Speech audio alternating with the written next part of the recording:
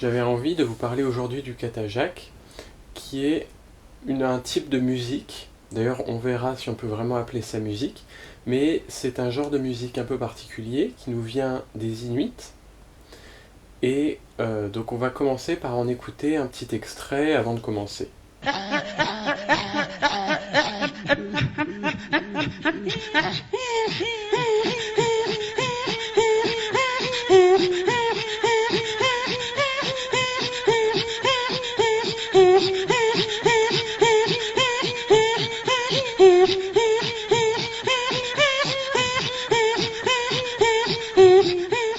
Vous aurez pu remarquer que l'extrait est assez surprenant et qu'on n'a pas l'habitude de telles sonorités, on ne comprend pas bien ce qui se passe.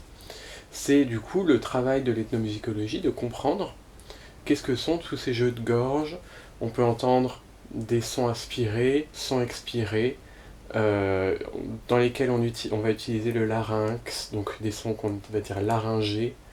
On entend plus des sons nasillards, donc qu'on va aller mettre dans le nez. Et donc on a tout type de sons de voix qui vont faire ce qu'on appelle une typologie. Enfin, faire une typologie, c'est justement caractériser tous ces sons de voix. Mais c'est pas ce que nous allons faire aujourd'hui. Ici, faut juste comprendre qu'il y a de nombreux sons de voix qui sont utilisés dans ce mode de jeu. Et d'ailleurs, mode de jeu, on y vient. Parce que donc, le kathajak, c'est utilisé majoritairement par les femmes, enfin, c'est majoritairement des femmes qui participent au développement de ce chant, et en fait ça consiste en un jeu. C'est ce qu'on va appeler, de manière plus francophone, les jeux de gorge inuits. Alors, ces jeux de gorge, comme je l'ai déjà dit, c'est majoritairement des femmes qui vont les utiliser. Pourquoi ? Parce qu'en fait, c'est des chants qui vont être faits pendant que les hommes vont à la chasse. Donc, les hommes vont à la chasse et les femmes font des chants de gorge en plus de l'organisation du village et tout ça. C'est là où on y vient à la question de la musique. Est-ce que c'est de la musique ? Eh bien, pas pour les Inuits. Pour les Inuits, il s'agit vraiment d'un jeu, au même titre que nous, on pourrait jouer aux cartes, à la bataille, au tarot, au yams. Eux jouent au kathajak. En quoi consiste ce jeu ? Eh bien, ce jeu se joue à deux. Donc, deux personnes se tiennent face à face, et appelons-les personne A et personne B. La personne A va commencer par émettre un son de gorge, et la personne B va refaire ce même son. On fait cela à un rythme très soutenu, et la personne qui perd est celle qui rigole ou qui ne peut plus tenir le rythme.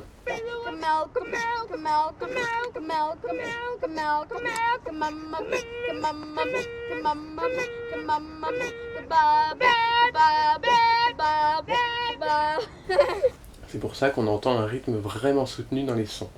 Donc il y a plusieurs variantes de ce kathajak, et on peut se demander qu'est-ce qui va varier d'une région à l'autre.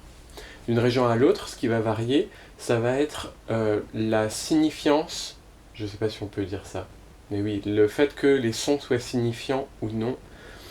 Et donc on va avoir des sons de voix qui vont figurer des pas dans la neige par exemple, ou le cri du phoque,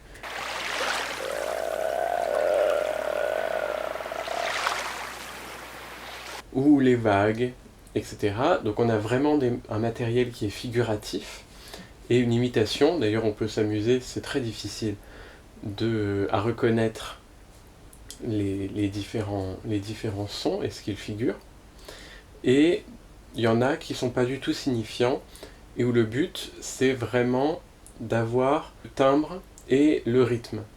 Donc il y en a qui travaillent avec une variante dans laquelle le kathajak consiste en une musique déjà existante. Donc on est déjà sur une mélodie ou sur un rythme déjà préexistant, et les deux exécutants ne doivent pas perdre le rythme pour garder la mélodie. Donc le principal chercheur qui a travaillé là-dessus et dont je vous recommande largement la lecture des travaux, ça va être Jean-Jacques Nattier, qui est ethnomusicologue français à l'université de Montréal, je crois, je corrigerai sinon, et qui a écrit plein de très très beaux papiers sur le Katajac, et c'est une de ses spécialités en ethnomusicologie. Donc j'espère que vous avez aimé cette petite explication du Katajac, et je vous conseille largement donc la lecture des articles. Je vous mets en lien aussi quelques blogs qui parlent du Katajac, et j'espère vous retrouver nombreux pour une prochaine vidéo.